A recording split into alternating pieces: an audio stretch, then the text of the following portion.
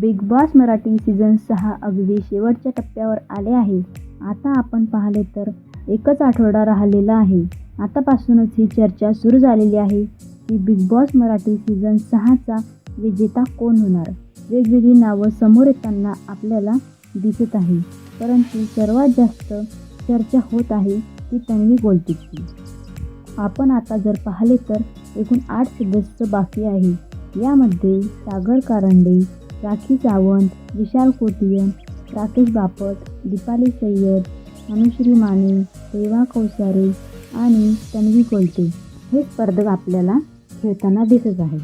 परंतु 2 वेळा कॅप्टन झालेली तन्वी गोलटे हिला भरपूर पाठिंबा मिळताना दिसत आहे.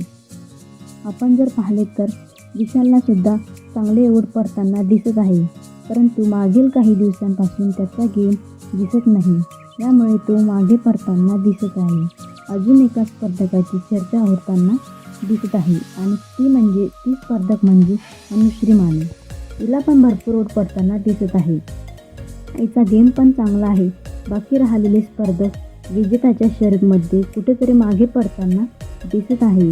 परंतु या सर्वांमध्ये तन्वी गोलटे आपल्याला विजेता होताना दिसत आहे. तन्वी गोलटे ही सुरुवातीपासूनच अत्यंत चांगली खेळताना दिसते. प्रत्येक टास्कमध्ये चांगले खेळताना दिसते.